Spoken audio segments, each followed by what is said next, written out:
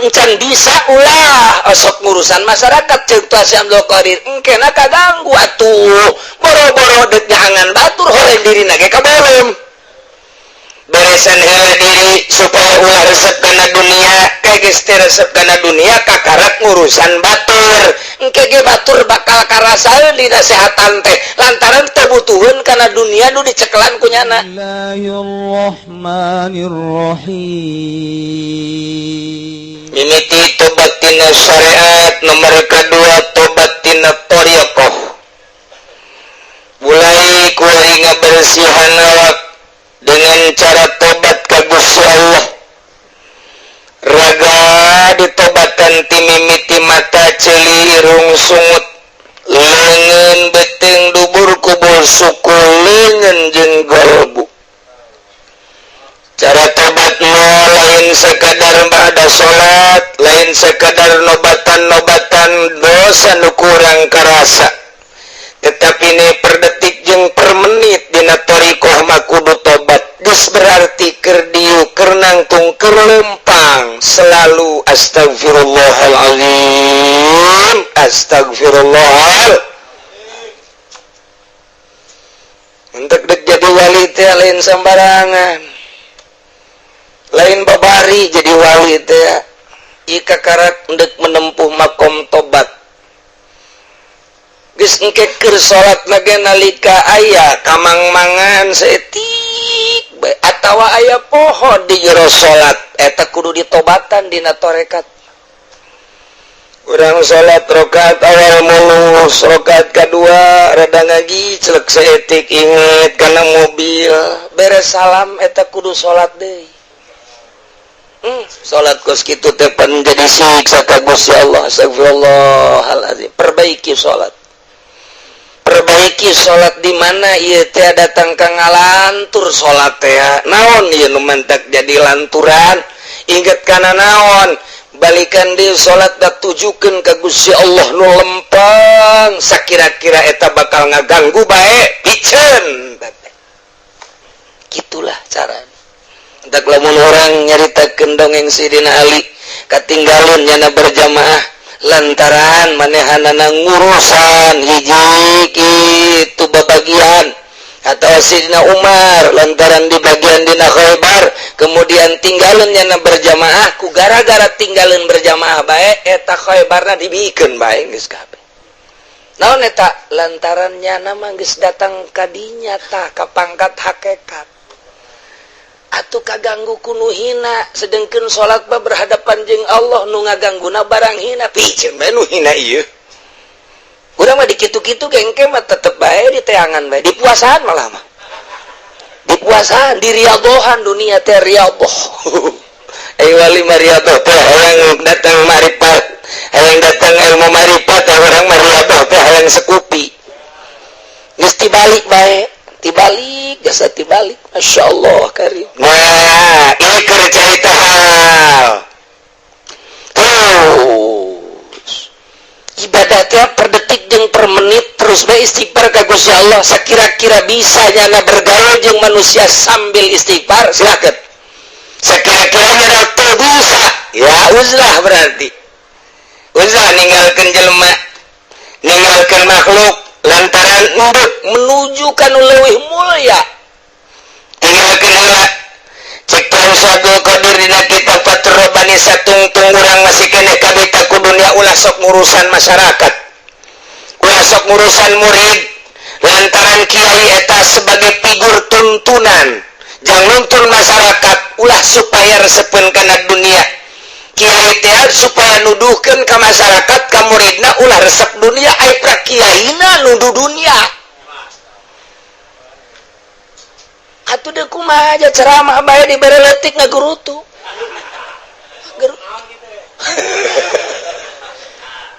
Dicoret gue nyana mal deudeuing ka dinya.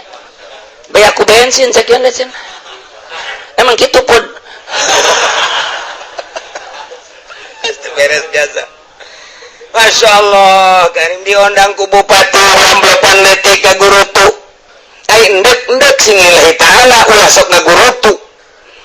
Teta lamun encan bisa ulah sok ngurusan masyarakat ceuk tu si Abdul Qadir engke na kaganggu atuh boro-boro dek jangan batur oleh diri nage kabelum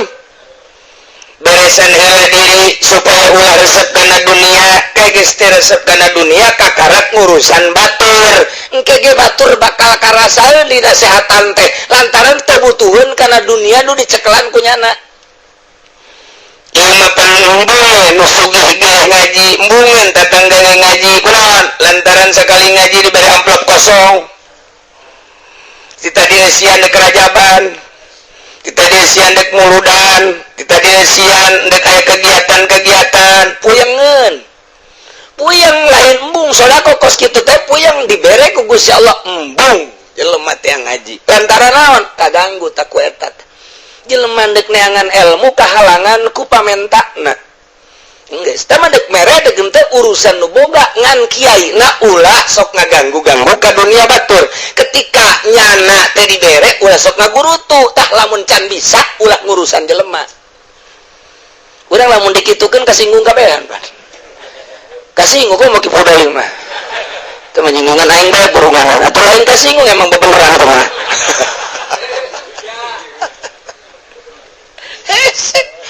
lamun geus embung kana dunia nu aya di leungeun batur silakan cek Tuan Syekh Abdul Qadir anslub ka masyarakat bahkan wajib ngomean masyarakat supaya bisa wudu nu rapih supaya bisa salat nu rapih supaya bisa haji nu rapih supaya bisa sedekah nu rapih lantaran di dirina geus rapih can rapih ulah waka nungtun batur diri sorangan heula urang lamun dikitu-kitu sahapi jelemaeunana nu rapih kuat ja eueuh berarti mah geus kieu kabehan bae meureunanan berjamaah tah ieu tapi tetep bae aya teangan cek Kanjeng Nabi diterjemahkeun ku Tuan Syekh Abdul Qadir pibuktiana seperti kitu mantap riado heula bae kholah heula geus bisa ngabedakeun antara jelema anu marifat jeung nu teu marifat kakarak mangga mun can bisa ulah mun can bisa berarti can marifat di jerona nah eta teh ulah waka nungtun batur kabelum kana tah nah iyalah timbul hal urang terus bae ibadah perdetik istighfar ketika orang ta'aluk hati karena kendaraan istighfaran ta'aluk hati karena sawah istighfaran ta'aluk hati karena duit istighfaran ta'aluk hati karena berbagai istighfaran engke ge ku Allah dibere urang teh berusaha mun cara dek ngalakalapa mah urang teh naik ke morosot deui dasar urang hayang naik mah meureunan engke ge ku urang teh tangkal kalapana dikadekan supaya bisa naik teh datang ka luhur ke nyorosot deui kadekan deui atuh minimal tangkal kalapana rubuh itu teh terus bae urang merontak astagfirullahalazim terus ketika orang dadeulean ieu masuk ka jero hate ieu mah dunia nu hina istighfaran ketika orang dadengean ieu mah dunia istighfaran selengkeun urang neuleuh jeung ngadenge mah moal eureun-eureun satungtung urang hirup bisa neuleuh bisa ngadenge ngan pisahkeun ku urang ieu lah cara dina ilmu thariqah urang ke bari lempang istighfar bari diuk istighfar bari kumaha per detik per menit na terus bae istighfar ke istighfar urang tobat teh ngaranna timbullah hal kumaha eta hal teh waridun ma'rifat khosoh waridun kasfil asrar waridun kasfil zat waridun anwaruz zat waridun ma'arif waridun hadrah qudsiyah waridun nur warid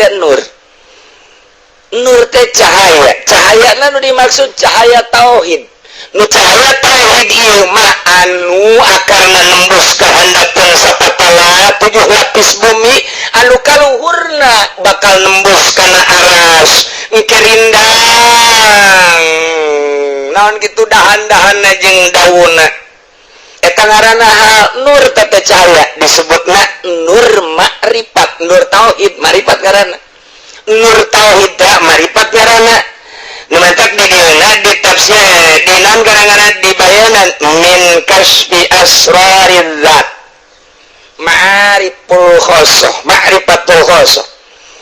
atawa hadroh kudsiyah atawa nur tauhid bahasana sarua atawa ilmu kasfi eta cahaya datang ka jero hate rahasia Allah mungkin keur lempang mungkin keur diuk mungkin keur ngedeng mungkin keur di jero mobil mungkin bae keur di harapan Baitullah mungkin keur di makom Kangjeng Rasul mungkin keur salat mungkin bada salat mungkin memeh salat tergantung Allah nu merena ngageter ka jero hate teng asa aya Allah teh urang timbul isin eueuh nanaon di jero hate nu aya ngan Allah gerak urang gerak Allah denge urang denge Allah kicep urang kicep Allah nu ngagerakeun urang salat teh Allah sehingga boga rasa diri teh nu aya ngan Allah doang tidinya lah ngaranna hadrah qudsiyah ilhal alhalu indah supiyah hal murali supi waridun cahaya tauhid yaridu alal qalbi anu datang ka jero hate min kasfi asrariz tina mukakeun rahasia-rahasia zat wa anwariha jeung cahaya-cahaya zat engke salat teh teu inget nanaon ngeunaheun salat teh qurratu aini fi salat ca Kangjeng Nabi ngeunah hese nyaritakeunana eta mah ngeunah eta mah sebab lain cara ngeunah ngadahar opor lain ngeunah cara ngadahar apel lain ngeunah cara numpakan jahe lain ieu mah lain ieu mah ngeunah sabulu-bulu ieu mah sabulu-bulu nikmat luar biasa ngadenge bahasa Allah teh ngeunah ngadenge Allahu Akbar teh ngeunaheun maca Fatihah teh nikmat maca subhana rabbiyal azim teh ngeunah boh urang nu maca boh ngadenge batur lain tergantung kangeunahan terhadap suara jeung makhraj lain tetapi ta rahasia Allah ketika urang dibukakeun ngadenge Al-Qur'an teh ngeunaheun jasa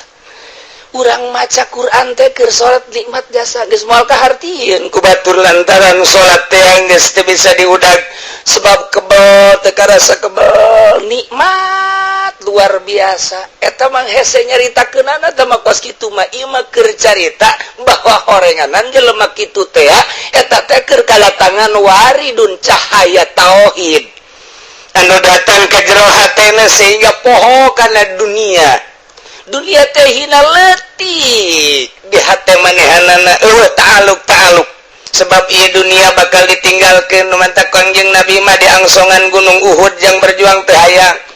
Sayyidina Ali mah talak tilu salasan kitu keneh para wali-wali Allah man batur nyaritakeun dunia hina kunaon urang ngudag-ngudag satungtung urang encan teuresep kana dunia moal ngeunaheun salat wani sumpah moal ngeunaheun wajan ting udang-udang na beda segede bakulwa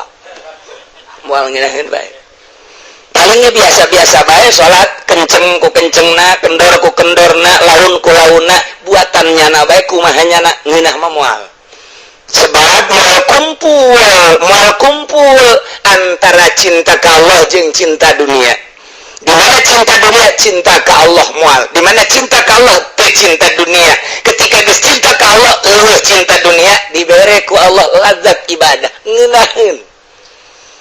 tah ieu waridun ngaranna cahaya ieu cahaya nah ieu ngaranna hal waridun cahaya ma'rifat cahaya tauhid nu mantak eta cahaya tauhid dibahasakeun akarna kasapatala datang ka 7 lepus bumi ieu rindangna kaluhur datang ka aras engke dahan-dahanna jeung daunna nutupan dunia jelema anu ngiuhan di dinya tiis jelema nu ngiuhan di dinya tiis di cahaya tauhid teh boro-boro nanaon geus amprok na geus ku tiis jasa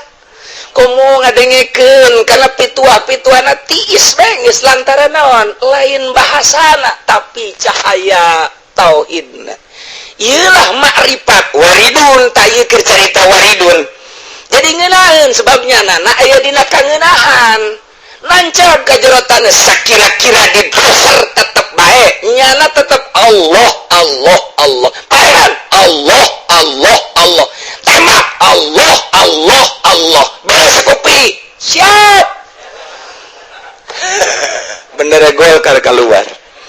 mulai geus diumrohkeun siap wah wariduna leungit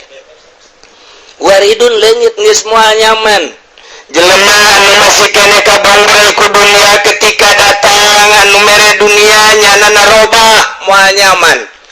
ketika aya caleg mere nyana kabangbreu moal nyaman ketika aya calon bupati datang nyana siap moal nyaman ketika aya calon gubernur nyana siap ngabantu tapi asal dibere moal nyaman kuari siap-siap ye pilkada amari geus mere naon kalah geus mere naon ngomong atuh bakal kiai nu diumrohkeun di Kabupaten Tangerang ke bakal ku Zaki bakalna aya 100 siap-siap siap-siap sanu dek daftar ngacung atuh saya sini sin adu dari sini manteu ya Allah ya Rabbi nda ieu mah masalah teh kos kitu mah endek los ieu mah keur carita eueuh waridun berarti lantaran kabongbreu kudu kitu umroh mah umroh bae ngan teu jadi kanikmatan haji mah haji bae ngan teu jadi kanikmatan tahajud mah tahajud bae ngan teu jadi kanikmatan duha mah duha bae ngan teu jadi kanikmatan lantaran ieu wariduna leungit sensitif tema waridun teh teu meunang kaganggu ku ujub leungit kaganggu ku ria leungit kaganggu pokona mah ku panyakit-panyakit batin eta mah geus leungit bae teh mah teu disahan teu disan mantak aya anu ngarasakeun sajero salat dang di luar salat leungit anu ngarasakeun teh sajam sanggeus sajam leungit anu ngarasakeun sapoe sanggeus sapoe leungit ketika leungit teh ieulah hendak diayakeun dari hese luar biasa iyalah waridun hal ngaranna jadi kesimpulan nama hal mah cek ahli sufi mah cahaya tauhid atawa ma'rifat rasul nu datang ka jero hate nyaeta tina kabukana rahasia-rahasia zat geus lamun urang geus ngabukakeun rahasia zat seakan-akan urang teh ngobrol jeung Allah Allahu akbar keur carita salat intina salat Allahu akbar kabira walhamdulillahi katsira boga perasaan dibimbing ku Allah maca Fatihah urang bismillahirrahmanirrahim alhamdulillahirabbil alamin lain diri nu maca teh dibimbing ku Allah sia teh nangieun aing dihirupan ku aing teh pan yuhi wa yumit sia ku aing digerakkeun lain sia nu ngagerakeun tah sia ku ade salat nang aing seakan-akan sia mah boneka sia mah eta teh wayang nu keur dipaenkeun ku dalang tak ieu sia maca alhamdulillah teh nang aing urang teh terasa dibimbing ku Allah geus bacana ge tanpa pamrih geus kumaha sorangan we bismillahirrahmanirrahim asa dibimbing bae ku Allah ruh sia ruh nu aing Fatihah nu dibaca ku sia nu aing kuari sia dibisakeunna ku aing geus sia mah atuh hitung boneka bae baca ku sia sarua jeung awas sia keur dibimbing ku aing atuh poho ka sagala rupa lantaran asa dibimbing ku Gusti Allah ngan eta mah kos kitu mah keur carita doang praktekna mah tuh hese lantaran henteu bisa ku ngadengekeun kieu ieu keur carita henteu bisa didengekeun lantaran kudu dipraktekkeun leungitkeun takabur leungitkeun ujub leungitkeun ria terutama leungitkeun hubbu dunia sabodo asal ulah cinta dunia sabodo asal ulah ta'alluq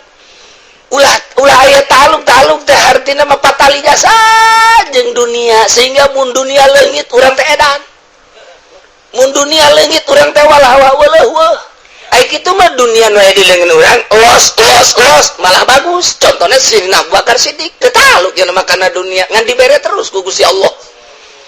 tah eta mah jadi urusan dunia mah pas kitu wa mal hayatud dunya tadi ilalabun walahun nah inilah urusanana sehingga geus bersih jadi ai warid mah mungkin dinusugih nu geus tersep kana dunia mungkin di kiai nu geus tersep kana dunia mungkin di ustad nu geus tersep kana dunia mungkin di pejabat nu resep karena dunia, mungkin di petani nu resep karena dunia, mungkin di santri, mungkin di karyawan. Silahkan bae asal geus resep karena dunia jeung penyakit batin warid datang. Asal geus datang warid bae geus beda geus. Diondang geus teu daek lantaran lah amplopna leutik. Beres deh bae. Beres gugurkeun itu lantaran nu ieu mah rada gede ya nu leutik mah alah geus wakilkeun mah habak ka batur teu beres teh kos kieu atawa silaturahmi lah terjadi lantaran aya anu atawa ngaji teu lantaran aya anu tah kos kitu warid can datang tah ieu mah waridun hal keur carita hal ieu kakarak ge keur carita dina tobat. Lamun tobat urang geus timbul hal geus kabayang bre karasa engke dirina bisa ngarasakeun mantak dipermasalahkeun jelema diangkat jadi wali si dirina nyahoan teu bahwa dirina diangkat jadi wali atuh nyahoan ja kamari ge nya ngawalian anakna.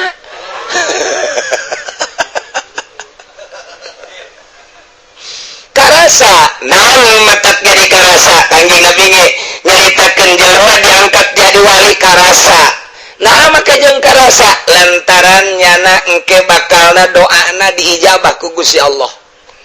Salah sahiji tanda di mana-mana diangkat jadi wali Allah doanya nu murni tanpa aya unsur-unsur duniawi. Beda jeung hikmat. Hikmat mah ojol doa teh mah jeung duit jeung dunia eta mah hikmat iman teu maksudna naon. Geus bae engke diijabah doana salah satu tanda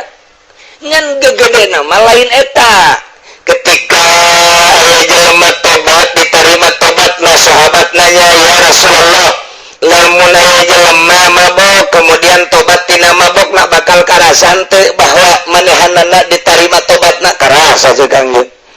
Aya jelema zina kemudian tobat ieu tah tobat teh ditarima jeung henteu ku Gusti Allah karasa apa henteu ka dirina atuh karasa cek Kangjeng Nabi kos kumaha karasana bakalna nyana greget kana zina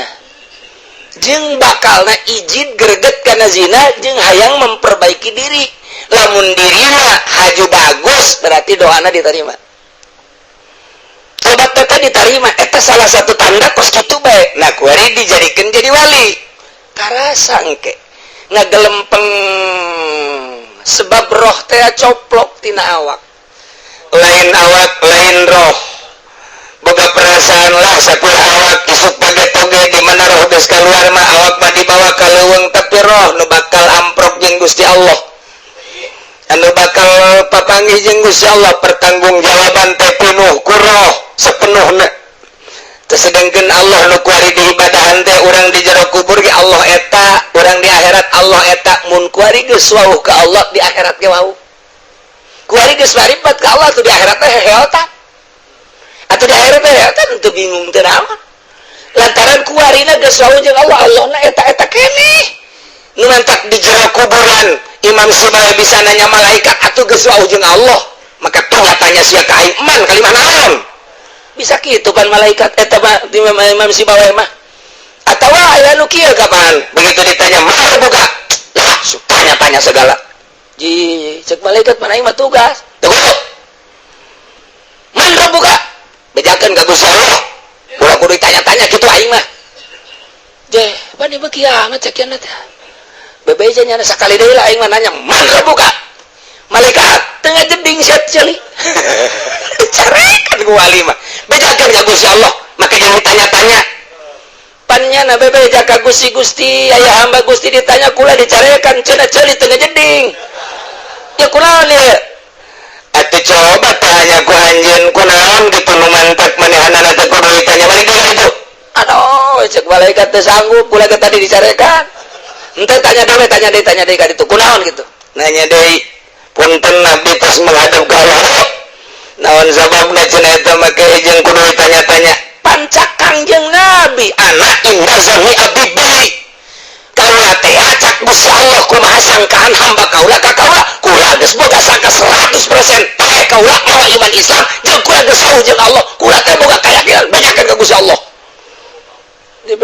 malaikat gitu aja jawaban anak mantap deh nanya cek Allah wali bagus kos gitu Masya Allah mantap kayak gitu orang ngonpai gitu teh mantap buka pakai nanya-nanya ya dikasih ulah sembarangan nu geus lo jeung Allah jeung nuncan lain deui ke di jero kuburan anak nu macam-macam caritaan ahli-ahli Allah ketika dikubur engke ge di mahsyar teh beda-beda cerita nu tadi di berbagai tafsir hum yahmiluna awzarahum jelema teh marawa dosa lantaran dibawa kunyana berarti jore aya anu naekan amal berarti bagus aya anu amalna bagus jasa aya anu hiber bae ka mahsyar teh set datang nya nama kieu bade mahsyar di sisi bae nya nama ngadagoan jelema lalah ke sisi bae lah terus aya teh keran kayak keur ngagadongan Habib Rozak nya jadi wali mah tenang cak kumaha ku ari bae bari asa teh tari heula lantaran nya nama geus wauh ka Kapolda geus wauh nya nama atuh ka Dandim geus wauh mun cara di kabupaten mah ka Kodam geus warauh cenah mah ta eta teh geus tenang geus nyaho jalan nya nah iyalah wali-wali Allah teh ke di akhirat ke daratang ke bangsa murid-muridna set atari geus eta aduh cenah kula mah ieu bahaya kunaon tuh ieu catatanna kos ya tenang bae di dieu lanan ke yang diuruskeun dia tenang bae tenang ieu bae di dieu jeule ini mah rusak amat ya kan ieu mah sedang bisa dibola jadi mah rusak biasa aja mah kredit edisi ieu mah invest edisi eta kos kitu tah nu mantak al arwah junudun mujannadah arwah teh kos tentara anu berkompi-kompi mun tadina urang ngahiji jeung ahli Allah di akhirat teh neangan deui bae eta urang mah neangan nu teu di dunia ge kana teu urang teu bisa di akhirat ge sarua bae engke di urang teh kapanggih jeung Habib Rozak sini wadah sini kita kumpul bagaimana ini gua juga sama kos gitulah bayangan ke di akhirat diteruskan dina tadi tata surahanana teh diteruskan lantaran eta terus sama kos kitu tah saenggeusna nu numpakan jeung nu ditumpakan ku amal kadituna datang ka mahsyar na ieu para wali-wali Allah mah di duniana geus wauh jeung Allah di akhiratna ge wajah Allah na eta keneh nu kurang disembah ku ari teh bakal kapanggih engke tinggal ngabuktikeun nu mantak sia nyembah ka suara ya pangeran teh ulain teh mah batu ya pangeran teh ulain teh mah panon bae ya pangeran mah ieu ulain teh mah mana tuh pangeran anu kokona disembah-sembah nu baheula gaib nu sifatanana wujud kidam baqa mukhalafatan lil hawadis lamun di dunia na geus apal secara tauhid tadi minimal anu 20 minimal nu 50 tadi geus jauh ka Kangjeng Nabi na ka Allah na geus wauh diangsungan pangeran ieu lain pangeran itu lain pangeran ieu lain pangeran itu lain nah nu asli mah ieu nu kurang di Allahu akbar lamun di dunia na teu nyembah ka Allah atawa nyembah ngan carang-carang begitu dipake dibejakeun ieu Allah ieu asana meureun ieu caknya na teh pan sia sok salat sakapeung-kapeung salat ge ieu teh lain Allah bener asana ieu meureun padahal lain diseret ka neraka salah nyebutkeun Allah bahaya geus nu wauh ka Allah mah atuh moal kaliir dibere ieu lain itu lain ih Allah nasime Netalah waridun di dunia diberi cahaya menusup ke jero hate bisa ngagukakeun rahasia-rahasia zat Allah komunikasi jeung Gusti Allah lantaran aya cahaya-cahaya Allah nikmatnya ngarasakeun gerakan-gerakan salat nikmatnya ngarasakeun zikir nikmatnya ngarasakeun maca Quran nikmatnya ngarasakeun urayan-urayan ulama aila tarahul absar mual bisa neuleuh ka Gusti Allah al absar ay jami'ul absar sok kabeh mual bisa neuleuh ka Gusti Allah mata manusia moal bisa mata kebo moal bisa mata simet komo mata simet mah jelema ge mata simet teu kadeuleuh nah ada teu sapi teu bisa kadeuleuk bangkong kabeh moal aya nu bisa deuleu ka Gusti Allah dengan Al-Qur'an la tudrikul absar berarti ieu teh paten nu kos kieu ngaran sama sekali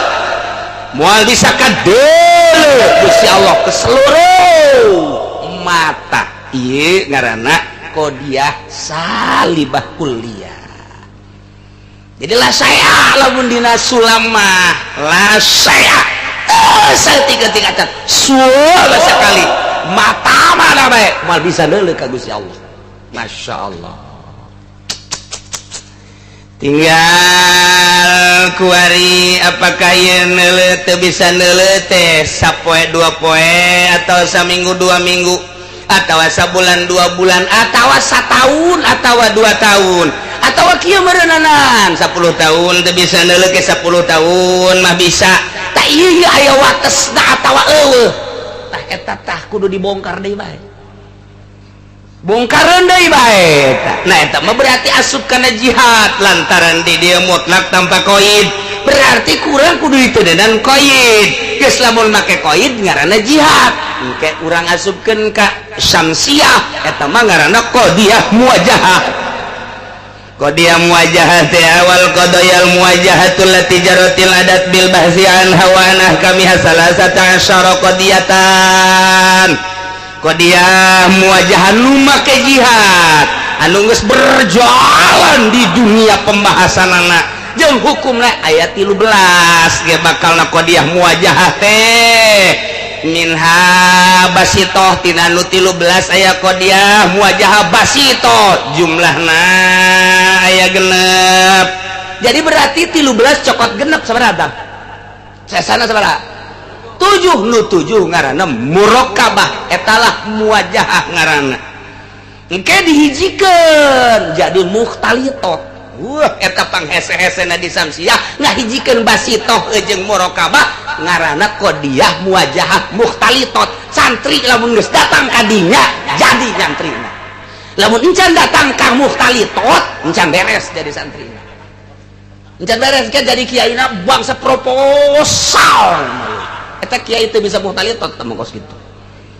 bangsa asup ka Golkar teu puguh hitunganana teu puguh perhitungan dunia jeung akhiratna ngan saukur pro naon keur apaan sabe nu kadeuleu tamah santri teu ngaji muhtalitot tamah kos can geus ngaji samsiah mah geus berarti aya nu basitoh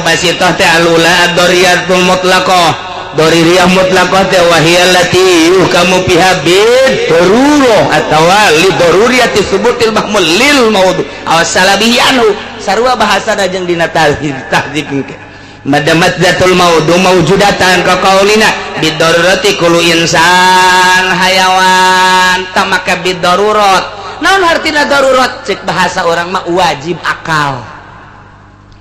Nomor kedua daimah mutlaqah allati hukamu fiha si asalnya hobaya bahwa ngaji teh hese nu mata ka kiai kudu ngahormat teh ngaji hese hormat ku sia kiai asupkeun ku sia ka Golkar goblok tah DPR nu ngasuk-ngasupkeun kiai ka Golkar teh jaho ngaji hese beureunanan puguh hese na ngadepong bae datang ka harideung sikut sagala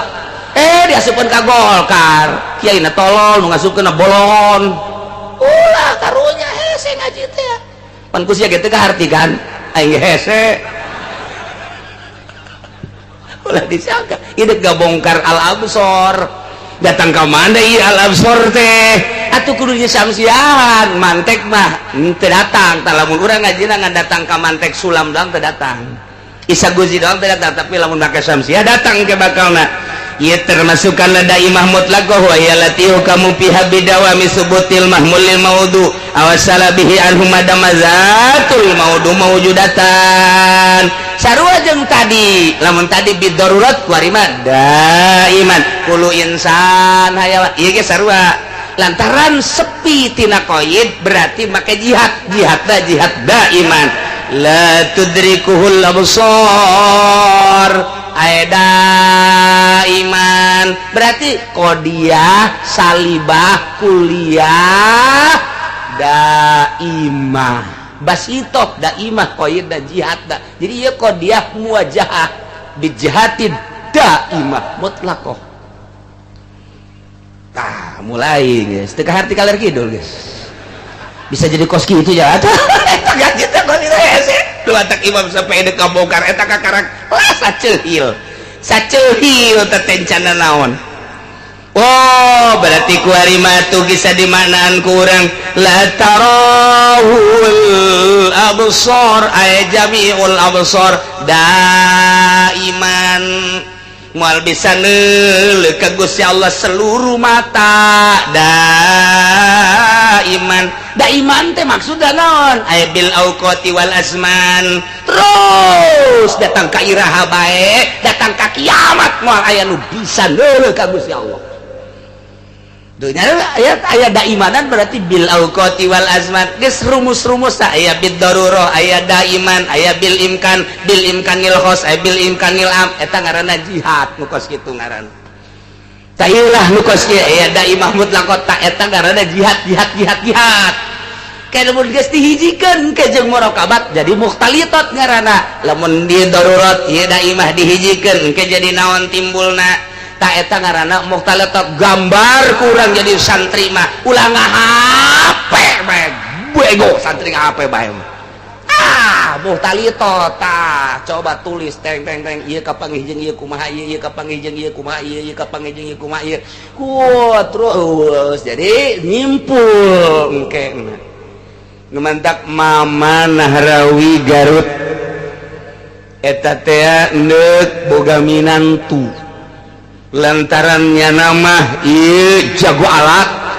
samsiah aya di nyana ukudul juman aya di nyana samnaon jamul jama aya di nyana boga minantuna teh teu sambarangan yes kunyana dibere masalah santri baheula zaman Mama Gentur santri keraya 500 dieun masalah mukhtalitat nyeun masalah teh samsiah bab mukhtalitat muwajahah angsongkeun ka santri pangesiankeun geus dibejaan ku mama saha nu kaesian dikawinkeun jeung anak mama muantah ya Allah batur bagus kitu tah baheula Mama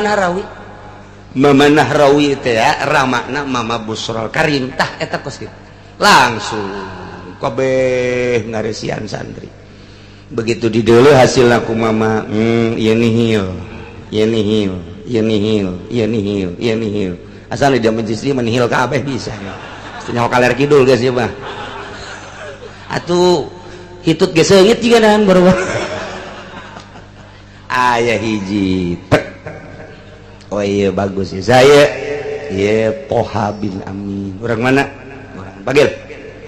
panggil langsung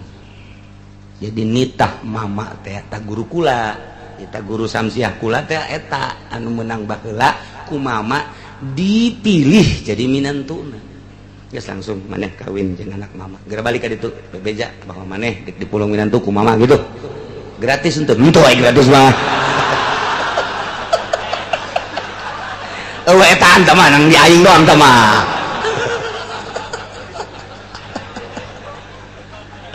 jadi tak kula gaji samsiah teh di dinya di mama ajengan oh almarhum Garut Kresek nu kamana-mana muridna teh pohara tah eta teh hasil tes guru baheula mah kiai deuk mulung minantu di tes ilmu kuari mah saha euy nu boga apaan saha nu boga inova saha anu boga kiai goblok kuari mah geus teh leuleuh kelanjutan pondok pesantren penting anak aing dek dititipkeun tah disia nu penting wadahan ku inova tolong teh kiai goblok eta kos kitu kelanjutan pondok pesantren geus kuat tuh deuleuh mama mah dek ngajadikeun anak teh di heula mampu henteu ieu budak neruskeun pondok pesantren Kresek lantaran lain leutik-leutik ieu teh ilmuna di dinya teh dikembangkeun alat timimiti jurumiyah datang ka samsiah ukudul juman datang ka jamul jawame saha nu mampu mun aing geus eueuh nu neruskeun saha anak leutik keneh minantu berarti nu kudu dikaharepkeun coba lamun minantu nangan sakadar boga inova doang kita ngaji sirana siratu kita goblok tau minantu. Iya dongeng mama tah nu mantak didongengkeun kunaon ku ari kiai milih minantuna teh asal boga kendaraan bae. Kulama lamun ngadenge kiai ngawinkeun anakna cenah jeung nu sugihu anu masantren di mana urusan sugihu masalah. Tapi ieu budakna masantren di mana? Teu pati masantren cenah ngan sugih. Ya teh kiai bebelepet teh budak kiai. Bebelepet teh kiai naonan. Geus tur urusan sugih urusan susah nomor 2. Yang penting nyana pasantren cenah geus dianu. Oh, kiai anu ngawinkeun anakna jeung anu kaluaran mana? Dianu diiring cenah, dianu diiring. Tamatan naon lain maling. Siap. Sugan tadi reng Agus. Tuh.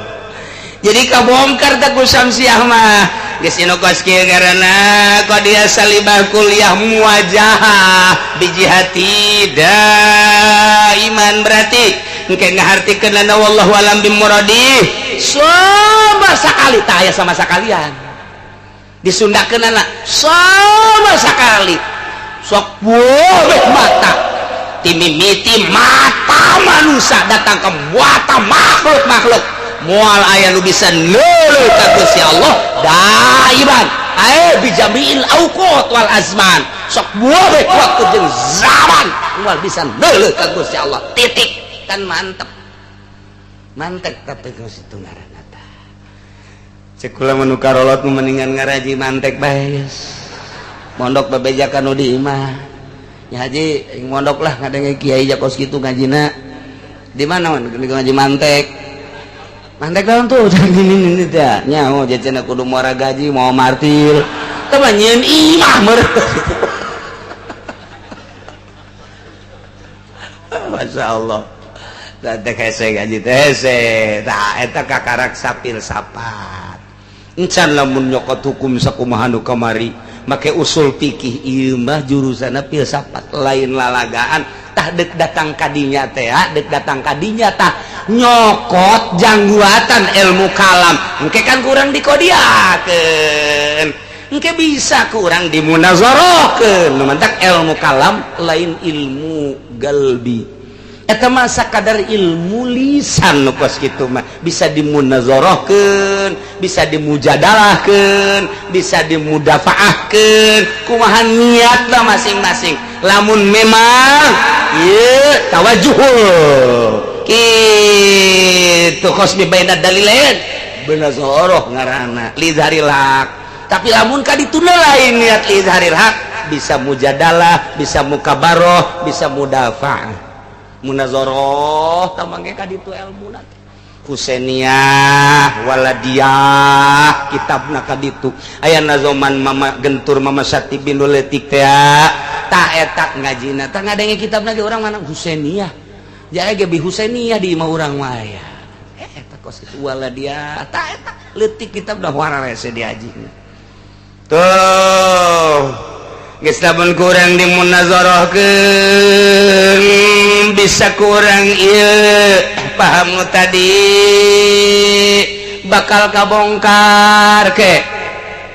lamun ieu salibah kurang ditanakud geus lamun teh matina daimah kadituna bisa ka mana jurusanana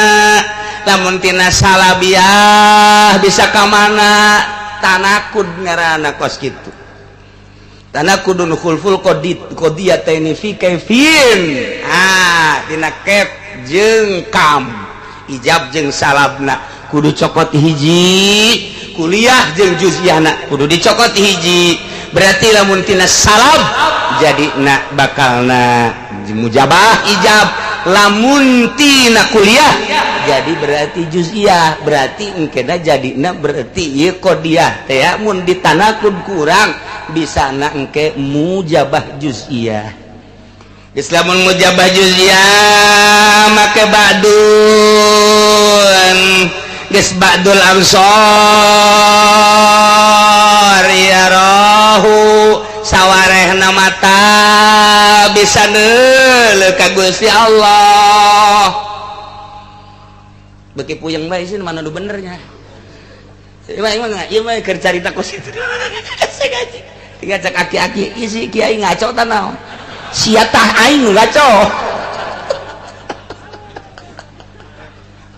Sawareh mata bisa ningali ka Gusti Allah. Contona mana? Kangjeng Nabi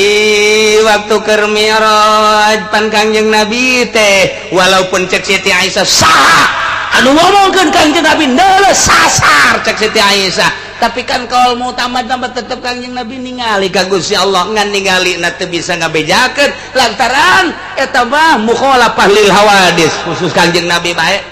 sakumaha mukalamana Kangjeng Nabi Musa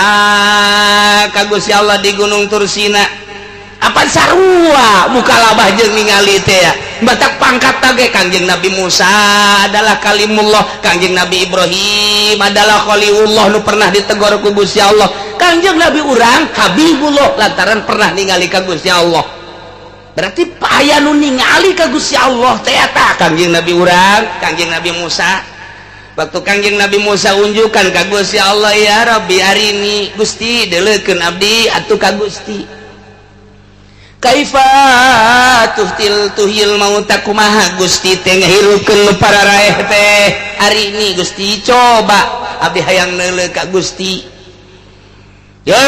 cek Gusti Allah teh moal bisa aya nu neuleuh ka kaula idza ra'ayun mata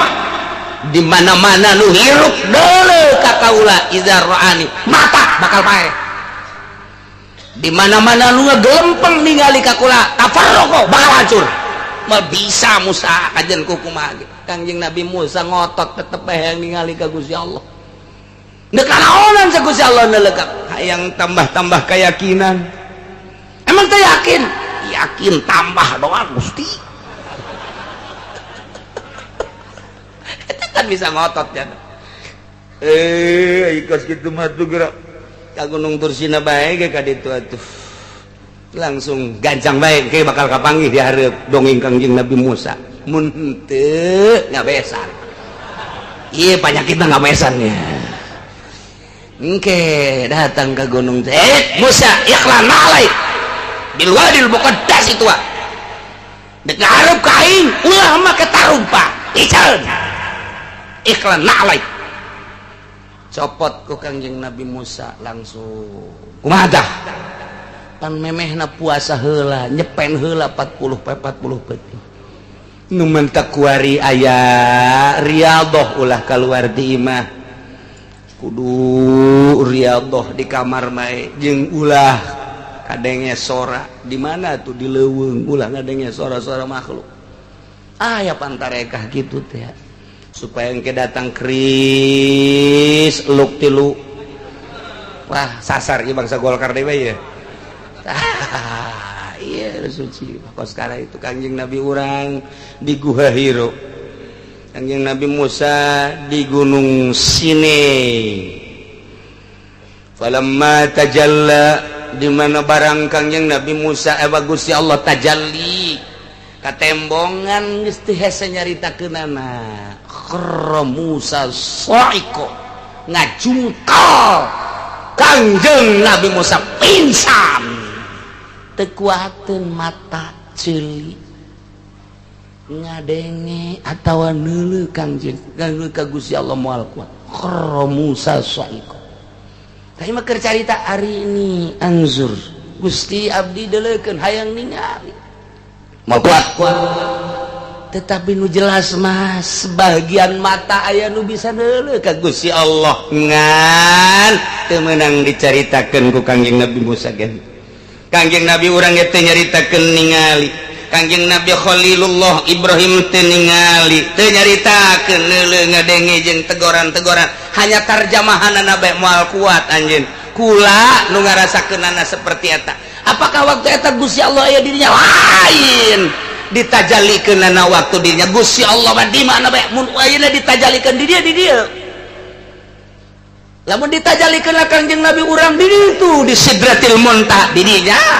lain Allah di dinya tajallina di dinya Allah mah di mana bae aya sakumaha getih nu aya di awak urang di mana bae aya sakumaha saripati nu aya dina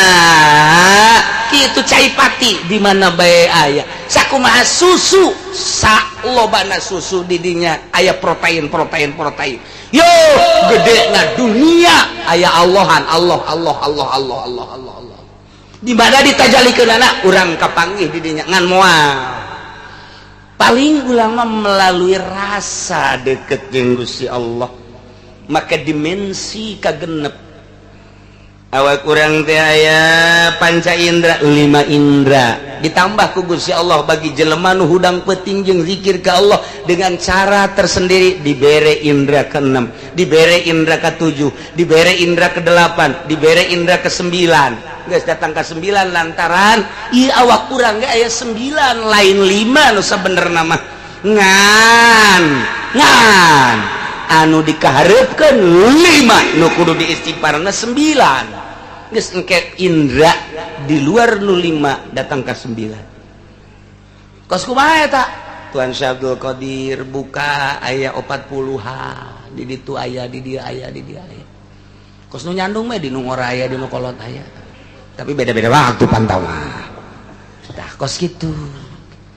Bung Karno di Digul aya, di Tanah Abang aya, di Tangerang aya. Pasti bisa kos gitu moal ka harti ku sia mah. Sebab sia mah beuki tempe kene daharna kan. Sekupina menang ngridit kene. Kahalangan ku eta moal bisa. Kiai nu masih kene proposal-proposalan jauh jeung Gusti Allah. Kiai nu masih kene anslub dina kos karari itu jauh jeung Gusti Allah. Moal bisa kahalangan ku eta. Aya secuil be dunia di jero hatena eta lah nu jadi hahalang antara dirina jeung Gusti Allah. Moal bisa. Dan nu mantak di dieu mah berarti kacaritakeun mah urang teruskeun wa hadza maksusun li ru'yatil mu'minin lahu bil akhirah. Lamun tadi pijamil auqat wal azman mun ku urang ke ditanakud jadi panjang geus tamah jang sakadar naon kitu neuleuh doa mun dijadikeun ke jadikeun qodiyah nasalibah kuliah muwajahana engke ku urang ditanakudna bakal ki engke bakal terjadilah sebahagian bisa neuleuh seperkecil ngan khusus teu meunang dicarita-caritakeun ngan nu jelas tetap di dunia mah Allah teu bisa kadeuleu tapi di sorga mah engke Allah kadeuleu. Mana dalilna ieu dina Al-Qur'an wujuhu yauma idzin nadhirah engke nu kuari darariuk di majelis taklim nahan lapar bari hareudang ieu teh ngadengikeun kalam-kalam Allah Subhanahu wa taala nyulusup ka jero hate anu tatadina encan resep ibadah tambah ku hari ibadahna jadi resep nu tatadina teu make salat sunah qobliyah badiah jadi tambah nu tatadina tilok hudang peuting ku hari jadi hudang peuting nu tatadina tilok daek nyekel tasbih ku hari tasbihna ge loba dijualan blon mah tuh jualan tasbih lada daek yana ku hari baca kelan tasbih nurutan para aulia Allah ti peuting teh maca sholawat zikir malah bebe jaka kiai lah umur kula kiai geus aya 60 tahun perusahaan kula geus dibikeunan ka anak kula aya ngamantepkeun diri ka Gusti Allah coba kiai pangnuduhkeun oh hayang geus bebeneran ieu bener moal ka bita deui moal sok ka dieu dire ku kiai asalnya sia asal sia balik deui ka usaha ku guru torekat mah disia-sia sanajan aki-aki digantung sia ku aing oh kiai panggantungkeun bae modar sia beneran kan bener karak tere mulai zikir tengah peuting pikiran lagi geus tinggal nungguan paeh bae jaya harta geus dibikeunan ka anak kabeh geus ieu mah geus tinggal sebatang kara bae ka Allah bae kuari mah hampang bakalna ibadah anu masih keneh pabelit jeung warung pabelit jeung sawah pabelit memal anu mere sasaha ge lantaran moal jadi kudu dinolkeun heula ulah aya tulak tahu kana dunia siap abdi lantaran umur ieu geus 60 tahun teu geus bengek asana moal kebal baik ya mulai hampang oh kiai lamun ti keur ieu kula ibadah ulah loba omong geus kuari bae ulah ti keur ieu japan nyandung ka Karawang ge sabar heunya geunya karena kuari bae jangan orang ngeunaheun jasa jadi kayak ibadah teh eta insyaallah kaduhung baheula teh mun aya nu nuduhkeun bae geus ulah loba omong ku ngeunah-ngeunahna teh aki-aki tinggal nini heuh tiris sak nini tiris tadeui nini lain aya deukeut mangadu-ngadu tonggong ini teh nyawa lalakon sia aing keur ka Allah ge ka Allah bae aya waktuna tiris ieu gangguan pertama bagi aki-aki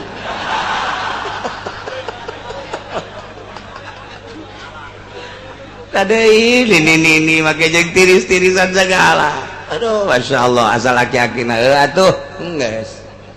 berarti moal beres da zikirna teh ulah geus lah tunggu sekolah ieu keur ka Allah ye ka Allah lah karena kuari bae tungtung nama penting lain zikir ngadu omong jeung ini zikir maut mawa kalimatun thayyibah ketika manehanana sakarat naon nu dipake ka berat naon dipake ka berat warung geus dibikeunan ka anak sawah geus dibikeunan ka anak kabeh imah geta ieu mah jang bungsu bae abah mah akan numpang bae di sia ketika sakaratil maut dipake ka berat atuh ngeunaheun polonyon maca la ilaha illallah nage babari jasa la ilaha illallah dirurub kabeh dirurub sakujur awak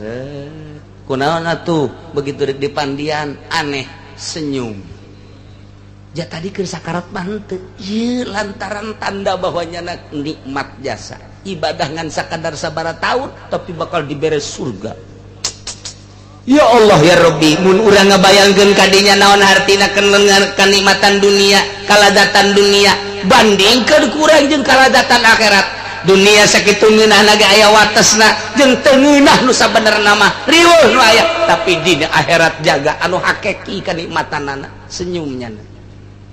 tah nu ngaji bae teu eureun-eureun ngajina lillahi taala dakwahna lillahi taala geus kabeh lillahi taala ketika maot eueuh kabeng berat la ilaha illallah nikmat nu di akhiratna engke bakalna teu aya hisaban lantaran deuk naon nu dihisab atuh ja kabeh geus dibikeunan nyana sebatang kar aja ka Allah maot di akhiratna wajah-wajahna wujuh yauma idzin nadirah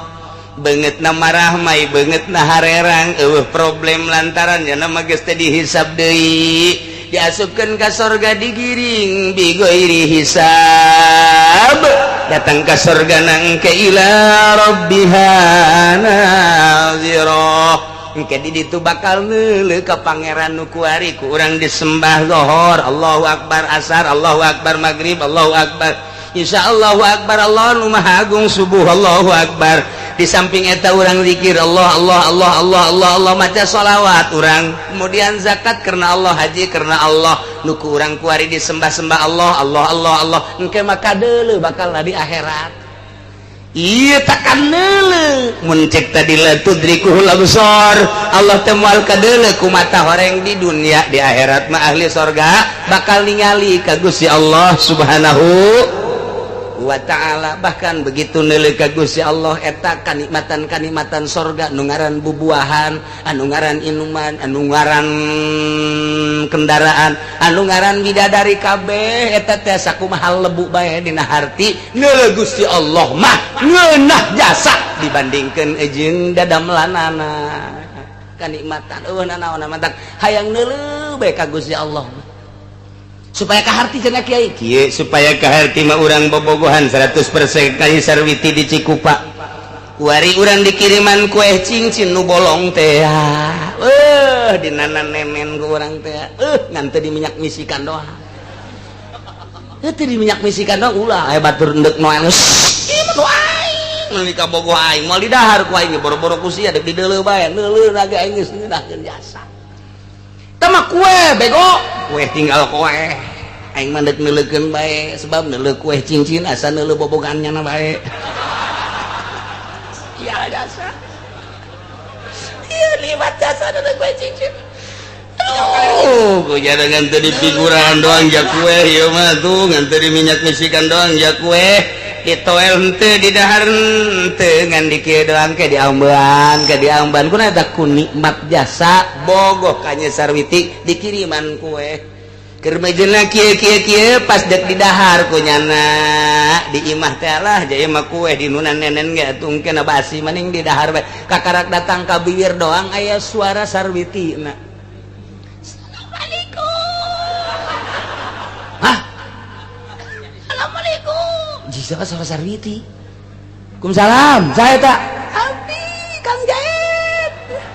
Barang di dalam buka Sarwiti. Kue raga kue raga kemana mah berentek kajawat. Oh Sarwiti sayangku, masya Allah. Eta kue cincin lu kamari di nana nenen teh ada di minyak bisikan leungit ragak sabodo ku ucing ku kotok los.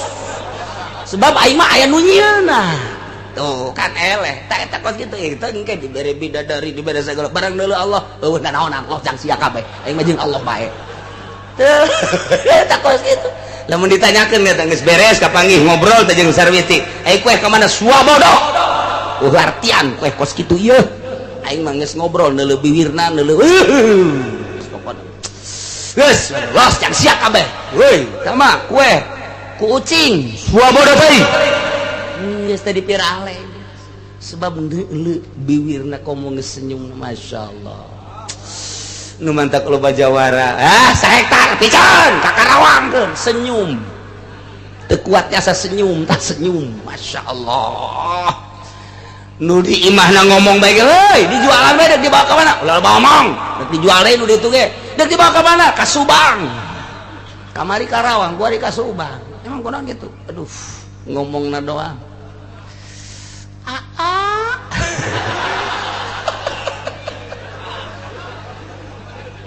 ayo jeung urang rawakidang ka mana memonon sia kadaran di akang-akang atuh beuh ieu mah ngomong sadaekna bae teh teh pan urang beuh hate teh aja jantung kajenting keur hareudang cep betis diaakeun ku urang Subang langsung retis komo hajunya na bari nyuguhan masya Allah bari seungit anu di imah mah bau kelek mantap kajun teu hayang kado di imah bau kelek di deuleu ieu na behana talina nu hiji deung nu hiji beureum itu beres masya Allah isi budak tapi anakan bae tetap